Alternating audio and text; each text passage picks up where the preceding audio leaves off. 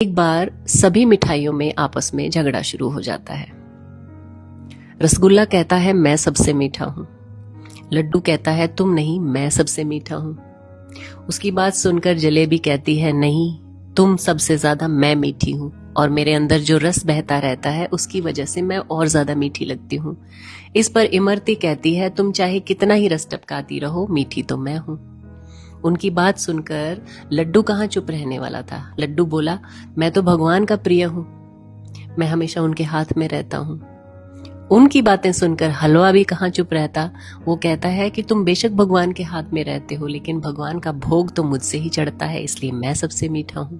तो ये सारी बातें चीनी की बोरी सुन रही थी। उसने उन सब को शट अप कॉल दी और कहा कि तुम सब चुप हो जाओ, तुम सब का अस्तित्व मेरी वजह से है। मेरी गैर हाजिरी में तुम सब आटा, मैदा, बेसन, दाल का पाउडर सिर्फ यही हो। मैं तुम लोगों की आत्मा हूं और मेरी वजह से ही तुम सब मीठे हो।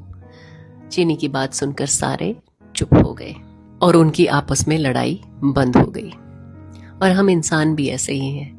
किसी को बड़ी गाड़ी का गुमान है, किसी को बड़े घर का गुमान है, कोई अपनी जमीन जायदाद का घमंड करता है, कोई ऊंचे खानदान की दुहाई देता है। हर कोई एक दूसरे को इसी तरह से दबाना चाहता है। अरे भैया, झगड़ा किस बात का? इस क्षणभंगुर शरीर पर जो सिर्फ एक दिन माटी हो जाना है।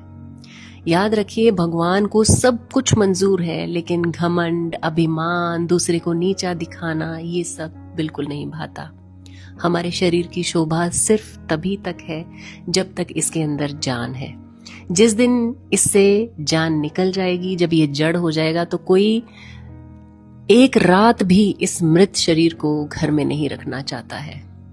और हम इसी बात को पहचान नहीं पाते हैं कि एक दिन हम यहां से रवाना हो जाएंगे, फिर हमारा भी सारा प्रोग्राम दूसरे लोग ही बनाएंगे, मिट्टी में मिल जाएंगे, लेकिन फिर भी जीवन भर इस शरीर को संवारना सजाना छोड़ते नहीं हैं, अपनी इस अकड़ को तोड़ते नहीं हैं, दूसरों की मदद करने की सोचते नहीं हैं।